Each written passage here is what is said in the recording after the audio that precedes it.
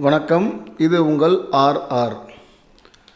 இன்றைக்கி நம்ம பார்க்க போகிற டாபிக் இது பீனாலஜி அண்ட் விக்டிமாலஜி சீரீஸில் பார்த்துட்ருக்கோம். ஆல்ரெடி நம்ம சேனலில் ஒரு 5 வீடியோ ஆல்ரெடி அப்லோட் பண்ணியிருக்கோம். இந்த பீனாலஜி அண்ட் விக்டிமாலஜி இது 6th வீடியோ. இந்த வீடியோவில் நம்ம பார்க்க போகிற டாபிக் கேபிட்டல் பனிஷ்மெண்ட் அப்படின்னு ஒரு டாபிக். கேபிட்டல் பனிஷ்மெண்ட்டாக என்னன்னு உங்களுக்கு தெரியும் இல்லையா? கேபிட்டல் பனிஷ்மெண்ட்டாக என்ன அப்படின்னா மரண தண்டனை அப்படின்னு தமிழில் சொல்லலாம். சரிங்களா? ஓகே. அதுக்கு முன்னாடி பீனாலஜி அண்டு விக்டிமாலஜி. பீனாலஜினா என்ன அப்படின்னு நம்ம ஆல்ரெடி நிறையவே டிஸ்கஸ் பண்ணியிருக்கோம். இருந்தாலும் உங்களுக்கு ஒரு ரீகால் பண்ணுறதுக்காக திருப்பி சொல்கிறேன். பீனாலஜி அப்படின்றது பார்த்திங்கன்னா ஒரு தண்டனை அறிவியல் அப்படின்னு தமிழில் சொல்லலாம். என்ன சார் அது தண்டனை அறிவியல் அப்படின்னு என்னென்னா, குற்றவாளிகளுக்கு வழங்கப்படும் தண்டனைகள் மற்றும் அவர்களை திருத்தும் முறைகள் பற்றிய ஒரு ஆய்வு. இது ஒரு ஆய்வு, ஸ்டடி. சரிங்களா? இந்த பீனாலஜி பற்றி பீனாலஜியோடைய இதுவே பார்த்திங்கன்னா அதோட நோக்கம், ஆப்ஜெக்டிவே என்ன அப்படின்னா, குற்றவாளிகளுக்கு வழங்கப்படும் தண்டனைகள் எப்படி இருக்குது, அவங்கள திருத்துற முறைகளை பற்றிய ஒரு ஆய்வு. சரிங்களா? ஜென்ரலாக பார்த்தீங்கன்னா கேபிட்டல் பனிஷ்மெண்ட்னா அது டெத் பெனால்ட்டின்னு சொல்லுவாங்க இல்லையா? அதுதான் அது. இப்போ இந்த கேபிட்டல் பனிஷ்மெண்ட்டுக்கும் இந்த பீனாலஜிக்கும் என்ன சம்மந்தம் இருக்குது அப்படின்னு நீங்கள் கேட்டிங்கன்னா, ஜென்ரலாக பார்த்தீங்கன்னா பீனாலஜியோட வேலை என்ன, அதோட ஸ்டடி இல்லையா, தண்டனைகள் பற்றிய ஆய்வு. அப்போது பீனாலஜியில் மரண தண்டனைன்றது ரொம்ப முக்கியமான ஒரு விவாதிக்கப்பட வேண்டிய தலைப்பு. மரண தண்டனை அப்படின்றது இந்த பீனாலஜிலேயே மிகவும் முக்கியமான டாபிக் இது. அதாவது பீனாலஜி என்ன ஜென்ரலாக சொல்லணும்னு பார்த்திங்கன்னா, ஏன் தண்டனையை கொடுக்கணும், எந்த தண்டனை சரியானது, அவன் செஞ்சுக்கிற குற்றத்துக்கு எந்த தண்டனை சரியானது, அந்த தண்டனையோட நோக்கம் என்ன, அந்த மாதிரி தண்டனை கொடுக்கறதுனால என்ன மாதிரி அவுட்புட், என்ன மாதிரி நடக்கும், நோக்கம் என்ன, ஆப்ஜெக்டிவ் என்ன, இதை பற்றி விவாதம் பண்ணுறது தான் இந்த பீனாலஜியே. அப்போது இந்த மரண தண்டனை கேபிட்டல் பனிஷ்மெண்ட்டுன்றது கையில் எடுத்தோம்னா, மரண தண்டனை தேவையா, அப்படி மரண தண்டனை கொடுக்கறதுனால குற்றங்கள்லாம் தடுக்கப்படுகிறதா, அது மனித உரிமைக்கு எதிரானது இல்லையா, இப்படின்ற டிஸ்கஷன் வரும் உங்களுக்கு. ஸோ பீனாலஜியோடைய டாப்பிக்கே டிஸ்கஷன் தான், ஸ்டடி, ஆய்வு. சரிங்களா? பீனாலஜின்றது கிரிமினாலஜியில் ஒரு பார்ட் தான் இது. நான் ஏன் திருப்பி நான் இதை சொல்கிறேன் அப்படின்னால, இது ஒரு ஸ்டடி தான், ஒரு ஆய்வு தான் இது. சரிங்களா? சரி, இன்றைக்கி டாப்பிக்கில் நம்ம என்னென்ன பார்க்க போகிறோம்னு கேட்டிங்கன்னா, ப்ரொவிஷன் ஆஃப் லா, அப்புறம் international perspective, offences punishable with death sentences, section 303 IPC unconstitutional, rarest of rare doctrine, execution and mercy powers, retention and abolition debate. இது எல்லாமே எதை பற்றி, அந்த டெத் பெனால்ட்டியை பற்றி, இந்த கேபிட்டல் பனிஷ்மெண்ட்டை பற்றி. சரிங்களா? வாங்க ஒரு இப்போ அதை டீட்டெயிலாக பார்க்கலாம். இப்போ இந்த இதில் பார்த்திங்கன்னா ஃபஸ்ட்டு பார்த்திங்கன்னா ப்ரொவிஷன் ஆஃப் லா பார்க்கணும்.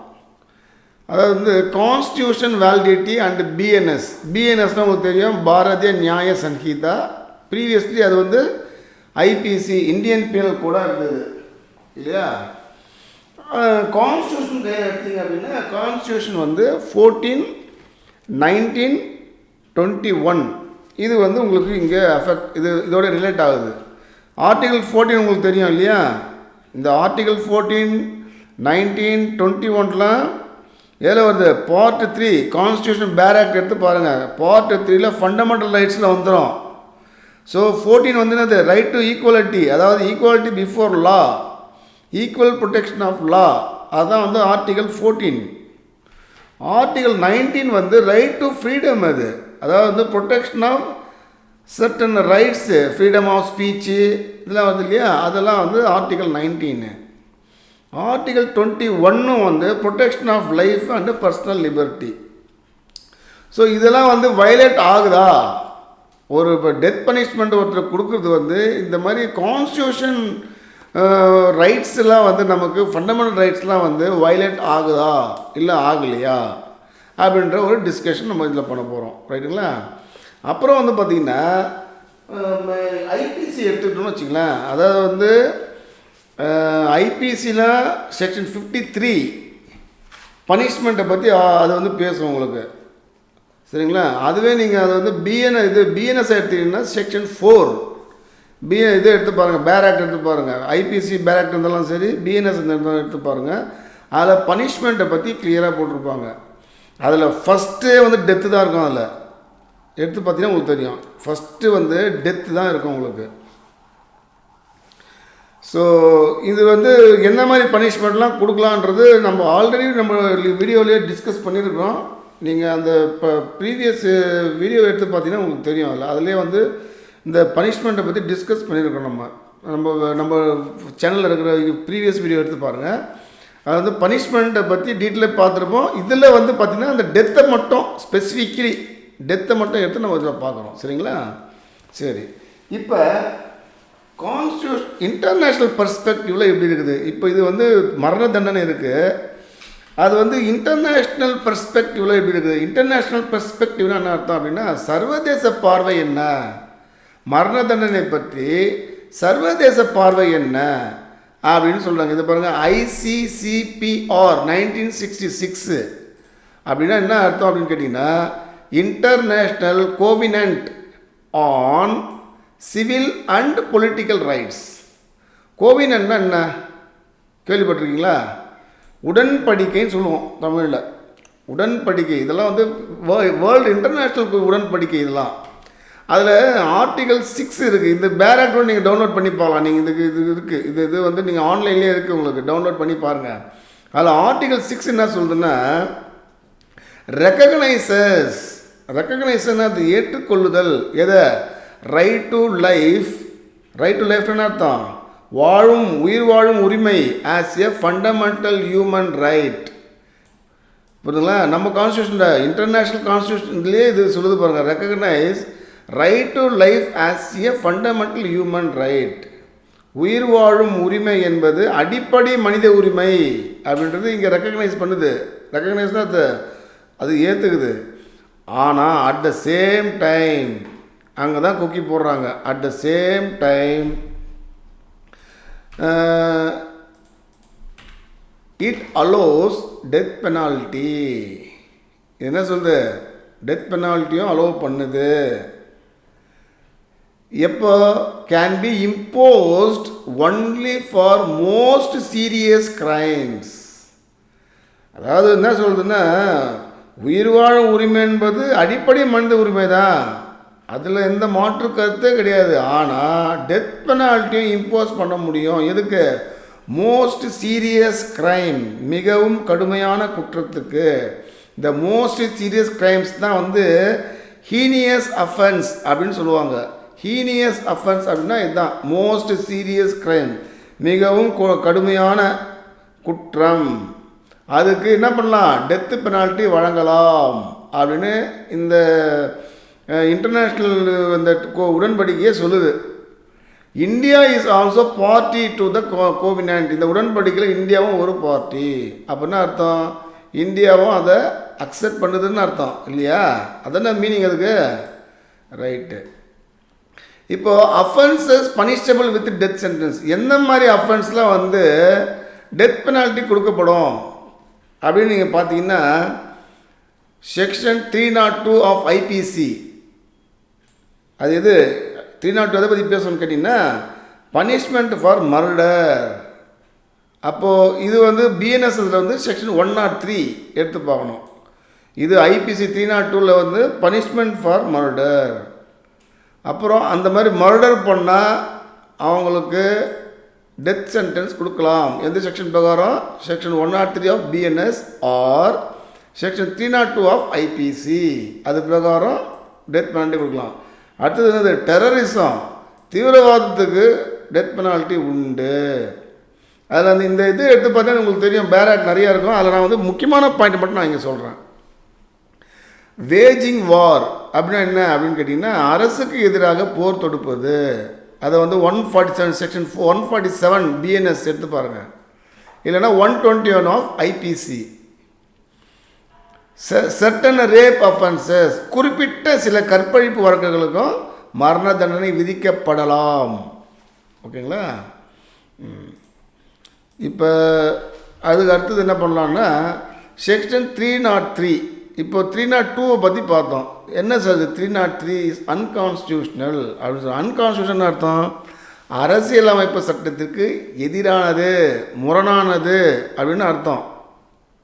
ஏன் அந்த செக்ஷன் 303 என்ன சொல்லுது அப்படின்னு கேட்டிங்கன்னா, செக்ஷன் 303 என்ன சொல்லுன்னா, punishment for murder by life convict. இதுவும் பார்த்தீங்கன்னா பனிஷ்மெண்ட் ஃபார் மர்டர் தான்.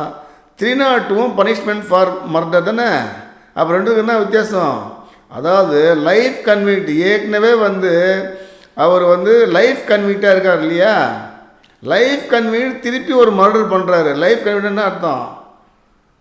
ஆயுள் தண்டனை பெற்றவர். ஆயுள் தண்டனை ஏற்கனவே அவருக்கு விதிக்கப்பட்டிருக்குது. அவர் ஒரு மர்டர் பண்ணார்னா death penalty compulsory.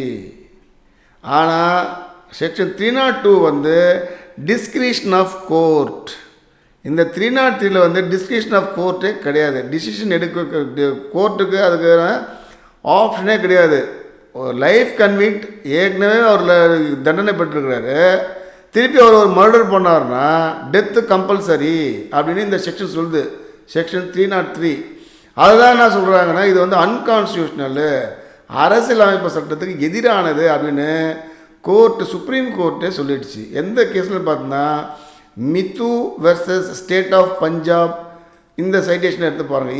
AIR 1983 SC 473.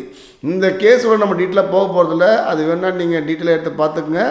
இந்த கேஸில் தான் சுப்ரீம் கோர்ட்டு இந்த செக்ஷன் 303 அன்கான்ஸ்டியூஷனல் டிக்ளேர் பண்ணியிருக்குது. எது? இந்த death sentence for unconstitutional declare பண்ண கேஸ் எது? Mithu versus state of Punjab 1983 நடந்த கேஸு. சரிங்களா? சரி, அதோட இம்பேக்ட் என்னன்னு பார்த்தீங்கன்னா செக்ஷன் 104. இப்போ இது 303 கான்ஸ்டியூஷன் IPC இல்லையா, 104 BNS. அதில் என்ன பண்ணியிருக்காங்கன்னா, death sentence is not compulsory, the court has judicial discretion அப்படின்னு மாற்றிட்டாங்க. ஸோ இப்போ இருக்கிற 104 செக்ஷன் 104 BNSல டெத்து கம்பல்சரி கிடையாதுன்னு மாற்றியாச்சு. எதனால்? இந்த டிசிஷனால். ஸோ முன்னாடி அது அன்கான்ஸ்டியூஷனல் சொன்னாங்க, இப்போ 104 அதை எடுத்துகிட்டு இப்படி மாற்றிட்டாங்க. இது நீங்கள் தெரிஞ்சுக்கணும். IPC இப்போ எக்ஸாம் எழுதியிருப்போம், இப்போ BNSல இந்த மாதிரி சேஞ்சஸ் தான் ஆயிருக்குன்னு நீங்கள் தெரிஞ்சுக்கணும். சரிங்களா? ஓகே, இப்போ ரேரஸ்ட் ஆஃப் ரேர் டாக்ட்ரின்னா என்ன அப்படின்னு பார்க்கலாம். ரேரஸ்ட் ஆஃப் ரேர் டாக்ட்ரின்னா என்ன அர்த்தம்? கொள்கை அப்படின்னு எடுத்துக்கலாம். ரேரஸ்ட் ஆஃப் ரேர் அப்படின்னா என்ன அர்த்தம்னா அரிதிலும் அரிது, அந்த மாதிரி கேஸு வழக்கு. அரிதிலும் அரிது அப்படின்னா மிகவும் அரிதான, மிகவும் கொடிய வழக்குக்கான கொள்கை. ரேரஸ்ட்டு ரேர், ரொம்ப இது மேக்சிமம். இது இப்போ ஒரு மரண தண்டனை நம்ம கொடுக்க போகிறோம்னா மேக்சிமம் அதை அவாய்ட் பண்ணுறதுக்கெலாம் என்னென்ன வழி இருக்குன்னு கண்டுபிடிக்கணும்.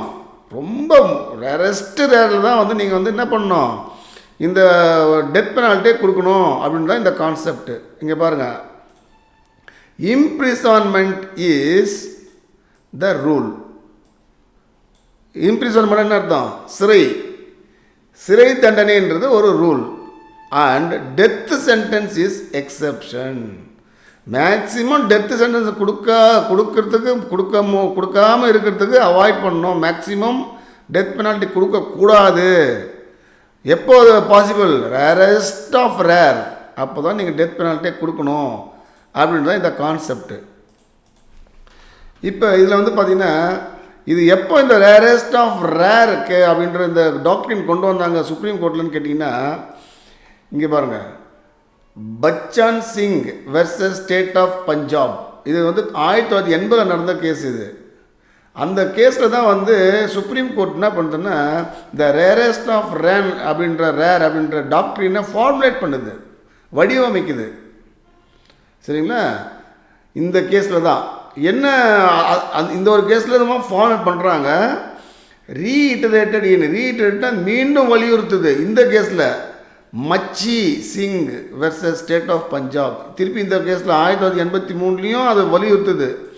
எதை? இந்த rarest of the rare doctrine, அரிதிலும் அரிதாக தான் அந்த இது யூஸ் பண்ணணும், டெத் பெனால்ட்டி கொடுக்கணும் அப்படின்றது இந்த 2 கேஸ் வழியாக தான் உங்களுக்கு வந்து மேக்ஸிமம் சுப்ரீம் கோர்ட் வலியுறுத்துது.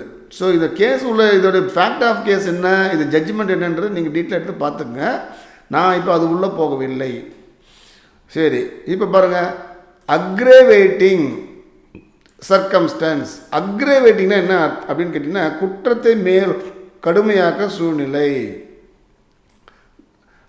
மிட்டிகேட்டிங்னா குறைக்கிறது, தண்டனை குறைக்க உதவும் சூழ்நிலை. இதுதான் அந்த ரேரஸ்ட் ரேர். மேக்ஸிமம் தண்டனை குறைக்கிறதுக்கு ட்ரை பண்ணுங்கள் என்ன. அதே சமயத்தில் குற்றத்தை கொஞ்சம் கடுமையாகவும் பாருங்கள். அதில் அது மாதிரி பார்க்கும்போது என்ன ஆகும்னா, அந்த கேஸ் வந்து ஃபிட் ஃபார் டெத் சென்டென்ஸா இல்லை நாட் ஃபிட் ஃபார் டெத் சென்டென்ஸா. இப்போ அந்த வழக்கு மரண தண்டனை வழங்க உகந்ததா, மரண தண்டனை வழங்குற அளவுக்கு அந்த குற்றம் கொடுமையானதா இல்லையா அப்படின்றத இந்த ரேரஸ்ட் ஆஃப் ரேர் கேஸ் வழியாக செக் பண்ணலாம். செக் பண்ணுங்க அப்படின்னு கோர்ட்டே சொல்லுது. சரிங்களா? ஸோ அதுதான் வந்து இதோட அவுட்கம். ரேரஸ்ட் ஆஃப் ரேர்லன்னா அது அந்த கேஸ் வந்து ஃபிட் ஃபார் டெத் சென்டென்ஸா இல்லை நாட் ஃபிட் ஃபார் டெத் சென்டென்ஸா அப்படின்றத நீங்கள் வந்து டெஸ்ட் பண்ணுங்க அப்படின்னு சொல்லுது. சரிங்களா? புரிஞ்சிருக்கும்னு நினைக்கிறேன் நான். Rarest of rare doctrine. ஓகேங்களா? மேக்ஸிமம் டெத் பெனால்ட்டி அவாய்ட் பண்ணுறதுக்கு வழி இருக்கா அப்படின்னு பாருங்கள். சரி, இப்போ execution and mercy power. Execution அப்படின்னா என்ன அர்த்தம்னா, அந்த எக்ஸிக்யூஷன் ஆஃப் டெத் பெனால்ட்டி, மரண தண்டனை நிறைவேற்றும் முறைகள். என்னென்ன முறையில் மரண தண்டனை நிறைவேற்றுறாங்க. மெர்சி பவர்னு அர்த்தம் கருணை, மன்னிப்பு வழங்கும் அதிகாரம். சரி, எந்தெந்த முறையில் ஜென்ரலாக வந்து எக்ஸிக்யூஷன் பண்ணுறாங்க, தூக்கு தண்டனை பண்ணுறாங்க அப்படின்னா சில மெத்தட் இருக்குது. நம்ம இந்தியாவில் இருக்கிற எலக்ட்ரோக்யூஷன் அப்படின்னா மின்சாரத்தை பாய்ச்சிருது. அவர் மேலே மின்சாரத்தை பாய்ச்சி அந்த தண்டனை குற்றவாளி மேலே மின்சாரத்தை பாய்ச்சி அவரை வந்து மரணத்தை விளைவிக்கிறது. இல்லைன்னா ஷூட்டிங்கு, துப்பாக்கியால் சுடுறது. இதெல்லாம் இருக்குது, மற்ற கண்ட்ரிலாம் இருக்குது. பட் இந்தியாவில் ஜென்ரலாக கிடையாது. இந்தியாவில் கிடையாது. அப்போ இந்தியாவில் எப்படி பண்ணுறாங்க அப்படின்னா, நம்ம வந்து என்ன பண்ணுறோம், தூக்கு தண்டனை நம்மளது வந்து பார்க்குறோம். Common method hanging the offender by neck till death. சாகும் வரை என்ன பண்ணுறோம், தூக்கு தண்டனை நிறைவேற்றுறது. சாகும் வரை நிறைவேற்றுறது. அவர் சாகிற வரைக்கும் அவரை வந்து அந்த தூக்கு தண்டனை பண்ணுறது தான் காமன் மெத்தடு. இதுதான் நம்ம இந்தியாவிலையும் ஃபாலோ பண்ணுற மெத்தடு. சரிங்களா? இது வந்து பார்த்தீங்கன்னா இந்த கான்ஸ்டியூஷன் வேலிடிட்டி, இந்த ஹேங்கிங் பண்ணுறீங்க இல்லையா, ஹேங்கிங் பை ரோப், இதுன்னு கயிறு கட்டி தானே பண்ணுறாங்க. இது வந்து வயலேட்டிவ் ஆஃப் ஆர்டிகல் 21 இல்லையா அப்படின்னா நாட் வயலேட்டிவ் ஆஃப் ஆர்டிகல் 21 சொல்கிறாங்க. கான்ஸ்டியூஷன் வேலிடிட்டியில் hanging by rope is not violative of article 21. சரி, இதுக்கு அடுத்தது வந்து நம்ம அப்பயே ஏற்கனவே பார்த்தோம் இல்லையா, மர்சின்னு சொன்னோம் இல்லையா. மர்சி என்னென்ன இருக்குது, அந்த தண்டனையை கருணை மன்னிப்பு வழங்குறது இல்லை தண்டனையை குறைக்கிறதுக்கான வழிகள் இருக்கான்னா இருக்குது. இதை வந்து நீங்கள் கான்ஸ்டியூஷன் எடுத்து பார்த்தீங்கன்னா ஆர்டிகல் 72 முதல்ல பார்டன் அப்படின்னா என்ன அப்படின்னு பார்க்கணும். கம்யூட்டேஷன்னா என்னன்னு தெரிஞ்சுக்கணும். நீங்கள் பார்டன் அப்படின்னா முழுமையாக மன்னிக்கிறது, அதாவது முழு விடுதலை கொடுத்துருது அவருக்கு, அது பார்டன், மன்னிச்சிருது, டோட்டலாகவே மன்னிச்சு விடுறது. கம்யூட்டேஷன் அப்படின்னா குறைக்கிறது, தண்டனையை வந்து குறைக்கிறது. சரியா? இந்த 2 மெத்தடில் தான் உங்களுக்கு வந்து இருக்குது. ஒன்று முழுசாக அவரை வந்து நிரபராதியில் அமுச்சு விட்றது வெளியே, சரி தண்டனையிலேருந்து அவரை முழுமையாக விடுதலை கொடுத்துறது, இல்லைன்னா தண்டனையை குறைக்கிறது. ஸோ ஆர்டிகல் 72 வந்து பவர் ஆஃப் பிரசிடெண்ட்டு. எதுக்கு? To grant pardon and to suspend, remit or commute sentences. இது வந்து 72 சொல்லுது. என்னென்னா கிராண்ட் பார்டன் அப்படின்னா இப்போ சொன்ன பார்டன்னா முழுசாக விடுதலை பண்ணுறது. சரிங்களா?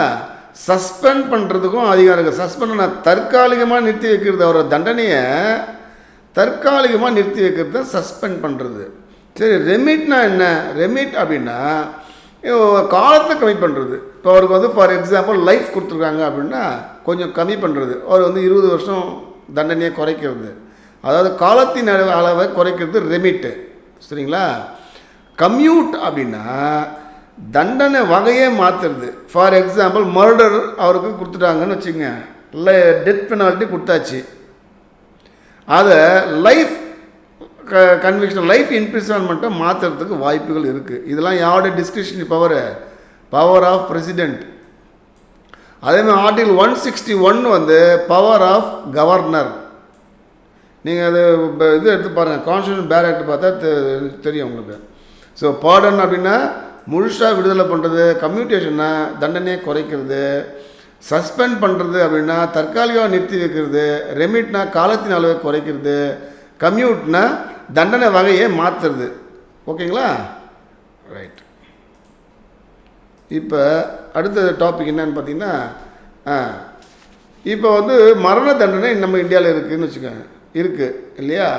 அதை வந்து ஒரு குரூப் என்ன சொல்லுதுன்னா மரண தண்டனையை கண்டினியூ பண்ணணும் அப்படின்னு ஒரு குரூப் வந்து சொல்லுது. இன்னொரு குரூப் என்ன சொல்லுது, அதை அபாலிஷ் பண்ணணும், இது நாட்டில் இருக்கவே கூடாதுன்னு ஒரு குரூப்பு இதை டிஸ்கஸ் பண்ணுற டிபேட் அப்படின்னா அது விவாதம்னு அர்த்தம். டிபேட் பண்ணுறாங்க. டிபேட். ரிட்டென்ஷன் அப்படின்னா தொடரணும், மரண தண்டனை வேணும் தொடரணும் அப்படின்னு ஒரு குரூப் சொல்லுது.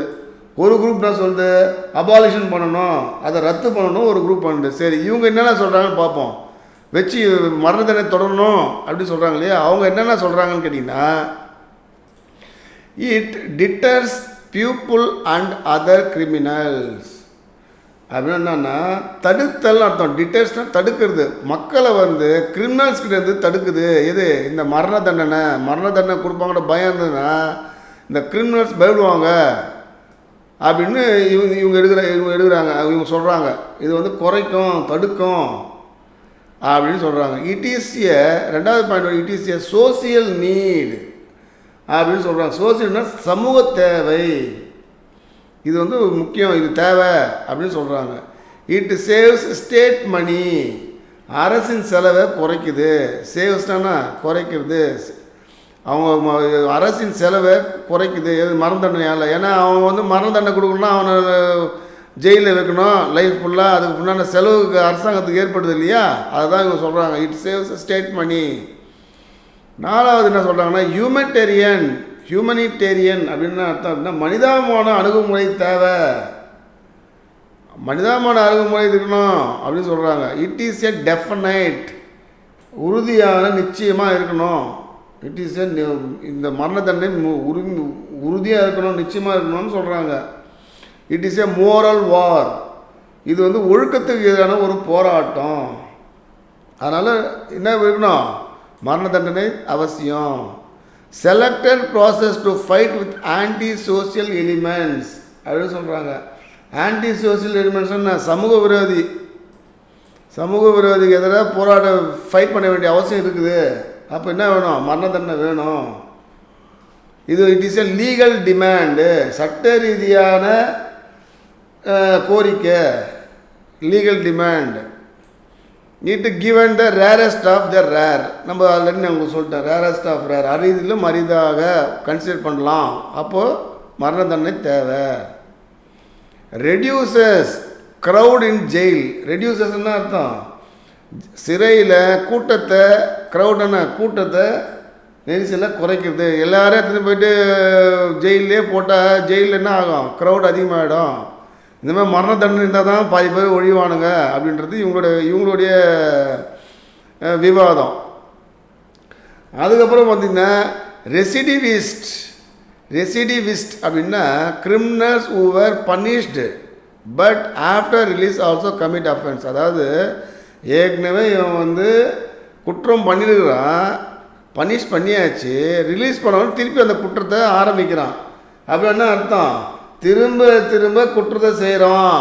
எது? மரண தண்டனை இல்லை அப்படின்னா இந்த வேலை திருப்பி, இதுதான் வந்து ஹேபிச்சுவல் அஃபெண்டர் அப்படின்னு சொல்லுவாங்க. ஹேபிச்சுவல் அஃபெண்டர்னால் இதுதான் தொழிலே, அவனுக்கு ஒரு வாட்டி இதுமாதிரி தண்டனை கொடுத்தவரை திருப்பி ஆரம்பிச்சிடுவான்.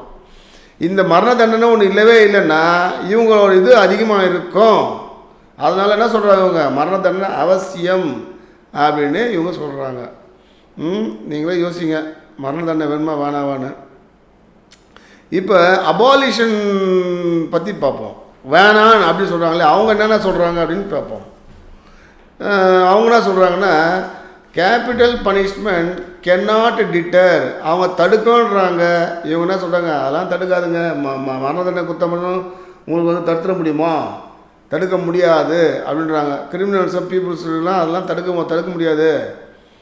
It is not a social need அப்படின்னு சொல்கிறாங்க. ஏதாவது வந்து சமூக தேவைலாம் இல்லை, அவசியமே கிடையாது, சமூகத்துக்கெலாம் தேவையே இல்லை. It does not save the public money. Public மணின்னா நான் அரசின் செலவெல்லாம் அதை கம்மிலாம் பண்ணாதுன்னு, அதாவது அவங்க எதெல்லாம் சொன்னாங்களோ அதெல்லாம் இவங்க என்ன பண்ணுறாங்க, கவுண்டர் கொடுக்குறாங்க, கவுண்டர் பண்ணுறாங்க. அதை இதெல்லாம் இல்லைங்க. இன்னொன்று தான் சொல்கிறாங்கன்னா, capital punishment is a inhuman அர்த்தம், மனிதாபிமான அற்ற செயல். பார்பாரிக்னா மிகவும் கொடுமையான ஒரு குற்றம், நாகரிகமற்ற செயல். இது ஒருத்தனை போய் சாவடிக்கிறதுன்றது இன்ஹியூமனு, மனிதாபம் மிற்ற சொல்கிறாங்களா, மனிதாபம் அற்ற செயல், இது கொடுமையான செயல் அப்படின்னு இவங்க சொல்கிறாங்க. Law is not definitive but changes, அதாவது சட்டம் வந்து நிரந்தரமானதுலாம் இல்லை, மாற்றத்திற்கு உட்பட்டது, காலத்திற்கு ஏற்ற மாதிரி மாறுது இல்லையா, சட்டம் மாற்றம் இல்லையா, அது காலத்துக்கு உட்பட்டது அப்படின்னு சொல்கிறாங்க. Moral values are not inherited, moral நெறிமுறைகள்லாம் வந்து பரம்பரையெல்லாம் வர்றது கிடையாது, அது சோசியலேருந்து தான் நம்ம கற்றுக்குறோம். இதெல்லாம் வந்து மரபாகவோ இல்லை பரம்பரையாக வர்றதுலாம் கிடையாது. மோரல் வேல்யூ சோசியல் நம்ம சமூகத்தில் கற்றுக்க வேண்டிய விஷயந்தான். அதனால் மரண தண்டனை தேவை இல்லை அப்படின்னு இவங்க சொல்கிறாங்க. அப்புறம் என்ன சொல்கிறாங்க, it is not selected process to fight with anti social elements. இதெல்லாம் வந்து மரண தண்டனை கொடுத்துட்டா மட்டும் சமூக விரோதிகளை கட்டுப்படுத்த முடியுமா, அப்படிலாம் பண்ண முடியாது அப்படின்னு இவங்க சொல்கிறாங்க. கிரேவ் இன்ஜஸ்டிஸ் அப்படின்னா கடுமையான அநீதி, கிரேவ்னா அநீதி, இது கடுமையான, இன்ஜஸ்ட்னா அநீதி, maybe cost to Innocent and poor person. இந்த மாதிரி நீங்கள் டெத் பெனல்ட்டி வச்சுருந்தீங்கன்னா இந்த வந்து அப்பாவையும் மற்ற பொதுமக்களையும் நேரடியாக சில சமயம் வந்து பாதிக்கும். இவங்க வந்து என்ன பண்ணுவாங்க, டெத் சென்டென்ஸை இந்த மாதிரி இன்னோசன்ட் பீப்புள் கூட கொடுத்துருவாங்க. அதனால் மரண தண்டனை தேவையில்லை, அவசியமற்றது, ரத்து பண்ணணும் அப்படின்னு சொல்கிறாங்க. இங்கே என்ன சொல்கிறாங்க, germs of crime are within the society. ஜேர்ம்ஸ்னால் என்ன அர்த்தம், குற்றத்துக்கான காரணமே சமூகத்தில் தான் இருக்குது, சொசைட்டிலே தான் இருக்குது. குற்றத்துக்கான காரணம் அதான் ஜேர்ம்ஸ்னானது, அதுக்கான அடிப்படை காரணமே எங்கே இருக்குது, சமூகத்திலே தான் இருக்குது அப்படின்னு இவங்க சொல்கிறாங்க. அதுக்கு வேறு என்ன சொல்கிறாங்களா பார்ப்போமா. வேறு என்ன சொல்கிறாங்க, it is against reformative theory. Reformative தியரின்னா என்ன அர்த்தம், அதாவது வந்து குற்றவாளிகளே திருத்துற நோக்கம் இருக்கு இல்லையா, அதுக்கு எதிரானது அப்படின்னு சொல்கிறாங்க. இது வந்து ஒரு குற்றவாளி திருத்தணுன்ற ஒரு கொள்கை, திருத்தணுன்ற ஒரு தியரிக்கு அகைன்ஸ்ட். இது நீ தான் திருத்தத்துக்கு வாய்ப்பே கொடுக்காம தான் மரண தண்டனை கொடுத்துட்றீங்களே, அதனால் மரண தண்டனை அவசியம் இல்லை. It is a retributive in nature அப்படின்றாங்க. என்ன ரிட்ரிபியூட்டிவ் நேச்சர் அப்படின்னா என்ன அர்த்தம்னா, பழி வாங்குகிற ஒரு தன்மை. அவன் செஞ்சுட்டான், ஒரு கொலை பண்ணிட்டான், அவனுக்கு மரண தண்டனை கொடுத்தாகணும் அப்படின்னு, இது வந்து ஒரு பழி வாங்கும் தன்மை அப்படின்னா. இந்த ரிஃபர்மேட்டிவ் தியரி, ரிட்ரிபியூட்டிவ் தியரிலாம் வந்து ஏற்கனவே வீடியோ நம்பர் 3 ஆல்ரெடி நம்ம சேனலில் போட்டிருக்கோம். இது வந்து பார்த்திங்கன்னா தியரிஸ் ஆஃப் பனிஷ்மெண்ட் அப்படின்ற டாபிக் நம்ம ஆல்ரெடி கவர் பண்ணியிருக்கோம். அந்த டாப்பிக்கில் வர்றது தான் இதுவும் இந்த ரிஃபர்மேட்டிவ் தியரியும் ரிட்ரிபியூட்டிவ் தியரியும் அதில் வருது. அதை போய் பார்த்தீங்கன்னா இன்னும் டீட்டெயிலாக உங்களுக்கு புரியும். சரிங்களா. இவங்க என்ன சொல்கிறாங்க, அதெல்லாம் அகெயின்ஸ்ட் வந்து அப்படின்னு சொல்கிறாங்க. It may be reasonably be substituted in form of life imprisonment. அதாவது என்ன சொல்கிறாங்க அப்படின்னா, நீங்கள் மரண தண்டனை விதிக்கணும்னு நீங்கள் நினச்சிங்கன்னா கூட அதை வந்து நீங்கள் வந்து என்ன பண்ணலாம், சப்ஸ்டியூட்டட் லைஃப் இம்ப்ரிசன்மெண்ட் கொடுங்க அப்படி சொல்கிறாங்க. அவங்க மரண தண்டனை கொடுக்காதீங்க, அவருக்கு வந்து லைஃப் இம்ப்ரிசன்மெண்ட் கொடுங்க மரண தண்டனைக்கு பதிலாக ஆயுள் தண்டனை கொடுங்க அவருக்கு, அதான் நியாயமாக இருக்கும், அதான் ரீசனபிள், அதான் நியாயம் அப்படின்னு சொல்கிறாங்க. அப்புறம் வந்து பார்த்திங்கன்னா விக்டிமாலஜிக்கல் வியூஸ் அப்படின்னு சொல்கிறோம். இப்போ ஆல்ரெடி இந்த டாப்பிக்கே வந்து பீனாலஜி அண்ட் விக்டிமாலஜி இல்லையா?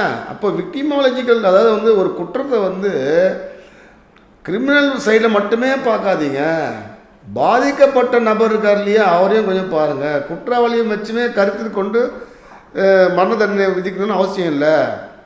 விக்டிமாலஜி அப்படின்னா பாதிக்கப்பட்ட நபரின் அவங்க நிலை என்ன, அவங்களுக்கு உரிமை என்ன, அவங்களுக்கு எந்த மாதிரி நீதி தேவை, அதையும் கருத்தில் கொள்ளுங்கள். அதை நீங்கள் கருத்தில் கொண்டீங்கன்னா இந்த மரண தண்டனை தேவையற்றது.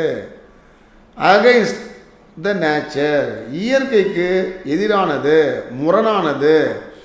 அதனால் மரண தண்டனையை தவிர்க்க வேண்டும், ரத்து பண்ணணும் அப்படின்னு இவங்க சொல்கிறாங்க. நீங்கள் அட்வொகேட்ஸ், ஸ்டூடெண்ட்ஸு, நீங்களே உங்களுக்கு ஒரு தனிப்பட்ட கருத்து இருக்கு இல்லையா, அது நீங்கள் உங்கள்கிட்டே நான் விட்டுறேன். நீங்கள் எந்த பக்கம் நிற்கிறீங்கன்றது அதை உங்கள்கிட்ட நான் விட்டுறேன். சரிங்களா? சரி. அப்போ இந்தியன் அபாலிஷன் மூவ்மெண்ட் நம்ம இந்தியாவில் அது எப்படி இருக்குன்னா, life imprisonment is the rule. Already சொன்னதான், death and sentence is the exception.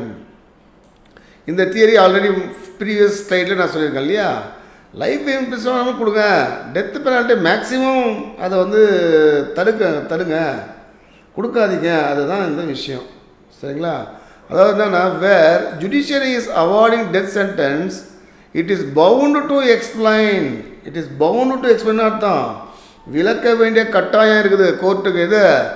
எதுக்காக லைஃப் ஏன் அதை வந்து இம்ப்ரிசன்மெண்ட் வந்து லைஃபாக கொடுக்கக்கூடாது, மரண தண்டனைக்கு பதிலாக லைஃப் இம்ப்ரிசன்மெண்ட் ஏன் கொடுக்கக்கூடாது அப்படின்றத இது வந்து யாருக்கு உண்டு? கோர்ட்டுக்கு உண்டு. ஜுடிஷியரி அதை எக்ஸ்பிளைன் பண்ணோம். ஒருத்தருக்கு டெத் பெனால்ட்டி கொடுத்துட்டீங்கன்னா எக்ஸ்பிளைன் பண்ணோம், ஏன் அவருக்கு வந்து லைஃப் இம்ப்ரிசன்மெண்ட் கொடுக்காம டெத்து கொடுத்தன்றது எக்ஸ்பிளைன் பண்ண வேண்டிய கட்டாயத்துக்கு உட்பட்டப்படுது இப்போ நம்ம கோர்ட்டு அப்படின்னு இதில் வந்து நம்ம சொல்கிறாங்க. அதுக்கப்புறம் என்ன சொல்கிறாங்க அப்படின்னு கேட்டிங்கன்னா, அதே தான் டெத் பெனால்ட்டி இப்போ வந்து கோர்ட்டுக்கே அந்த அவசியம் இருக்குது. அதாவது மேக்ஸிமம் வந்து இந்த தண்டனையை வந்து லைஃபாக கொடுக்கலாம். டெத் பெனால்ட்டி எப்படிலாம் மேக்ஸிமம் அவாய்ட் பண்ண முடியும் அப்படின்றது கோர்ட்டு விளக்கணும். ஒருத்தருக்கு வந்து டெத் பெனால்ட்டி கொடுத்தீங்கன்னா கரெக்டான ரீசன் கொடுக்கணும். சரிங்களா? இப்போ இங்கே நம்ம முடிவு, அதாவது என்னென்ன இதில் நம்ம என்ன எடுத்துக்க வேண்டிய அவசியம் என்னென்னா, டெத்து பெனால்ட்டி அப்படின்றது only rarest of rare case, அரிதாக தான் அதை யூஸ் பண்ணணும். என்ன balance between human rights and social security, மனித உரிமைகள் ஹியூமன் ரைட்ஸ், சோசியல் செக்யூரிட்டி சமூக பாதுகாப்பு, இது ரெண்டுத்துக்கு என்ன பண்ணணும்? சமநிலையாக பாவிக்கணும், சமநிலை தான் பேலன்ஸ் பண்ணணும். இது வந்து ஹியூமன் ரைட்ஸு ஒரு சைடில் அதிகமாகவோ இல்லை சோசியல் செக்யூரிட்டி அதிகமாகவோ இருக்கக்கூடாது. ரெண்டுமே எப்படி இருக்கணும்? இப்படி வச்சிங்கன்னா ரெண்டுமே ஈவனாக இருக்கணும். அந்த மாதிரி பேலன்ஸ் பண்ணுங்கள். ஒன்று இந்த இடத்துல வந்து நீங்கள் வந்து ஹியூமன் ரைட்ஸ் தனிப்பட்ட இது போடுறீங்க, அதாவது வந்து மனித உரிமைகளையும் சமூக நீதியையும் வச்சிங்கன்னா ஒரே மாதிரி பாவிங்க. அப்போது டெத் பெனால்ட்டி வேணுமா வேணாமான்னு முடிவு பண்ணுங்க அப்படின்றது இந்த கான்செப்ட் சொல்லுது. ஸோ இதில் வந்து பார்த்தா யூனிவர்சிட்டியில் வந்து பார்த்திங்கன்னா இந்த டெத் பெனால்ட்டி பற்றி, அதாவது கேபிட்டல் பனிஷ்மெண்ட்டை பற்றி கொஸ்டின்ஸ் வரும். கொஸ்டின் வந்து நீங்கள் இதெல்லாம் எக்ஸ்பிளைன் பண்ணுங்கன்னா உங்களுடைய ஆன்சர் ஷீட்டில் உங்களோட ஆன்சர் நல்ல ஸ்கோர் கொடுக்குற மாதிரி இருக்கும் உங்களுக்கு. சரிங்களா? ஸோ இந்த இந்த இந்த இது வந்து உங்களுக்கு நல்லா புரிஞ்சிருக்குன்னு நினைக்கிறேன். இல்லை ஒரு வாட்டி நான் கொஞ்சம் ஸ்பீடாக போகிறேன் அப்படின்னாலோ, இல்லை இந்த வீடியோ கொஞ்சம் லாங்காக இருக்கிறதுனாலும் நீங்கள் உடனே ரிவைஸ் பண்ணி பார்த்துக்குங்க. ஏன்னா இதெல்லாம் சொன்னால் தான் உங்களுக்கு புரியும். அதுக்காக தான் நான் இதை வந்து எல்லாத்தையும் எடுத்துருக்கேன். சரிங்களா? ஓகே. இன்றைக்கி நம்ம என்னென்ன பார்த்தோம்? ஒரு இன்ட்ரோடக்ஷன் பார்த்தோம், ப்ரொவிஷன் ஆஃப் லா பார்த்துட்டோம், இன்டர்நேஷ்னல் பெர்ஸ்பெக்டிவில், அதாவது வந்து அவங்க பார்வையில் வேர்ல்டு லெவலில் எப்படி பார்க்குறாங்க அந்த டெத் பெனால்ட்டி அப்படின்றத நான் பார்த்துருக்கோம். அப்புறம் வந்து offences punishable with death sentence, எந்த மாதிரி அஃபென்ஸுக்கெலாம் வந்து டெத் பெனால்ட்டி கொடுக்குறாங்க அப்படின்றத பார்த்தோம். இப்போ செக்ஷன் 303 ஐபிசி அன்கான்ஸ்டியூஷனல் சொல்லியாச்சு. அதுக்கு ஈக்குவலண்ட்டாக இப்போ பிஎன்எஸில் 104 பார்க்கணும். அதுக்கப்புறம் எதுக்காக இந்த ரேரஸ்ட் ஆஃப் ரேர் டாக்டரின் கொண்டு வந்தாங்க, அது இப்போ எப்படி அப்ளை பண்ணுறாங்க அப்படின்றத பார்க்குறோம். அப்புறம் எக்ஸிக்யூஷன் பண்ணுறது, எப்படி ஒரு டெத் பெனால்ட்டியை எக்ஸிக்யூஷன் பண்ணுறாங்க, மர்சி பவர்ஸ் மன்னிக்கிற இது எப்படி பண்ணுறாங்க அப்படின்றது பார்த்தோம். அதுக்கப்புறம் ரிட்டென்ஷன் அண்ட் அபாலிஷன் டிபேட் பார்த்தோம். அதாவது மரண தண்டனை வேணும் அப்படின்றவங்கள அவங்களோட கருத்தும், வேணாம் அப்படின்னு சொல்கிறவங்களோட கருத்தையும் நம்ம பார்த்தோம். சரிங்களா? ஸோ இந்த வீடியோவை இதோடு முடிச்சுக்கிறேன். அடுத்த வீடியோவில் வேறு ஒரு டாபிக் எடுத்து நம்ம பார்க்கலாம். சரிங்களா? நன்றி, வணக்கம்.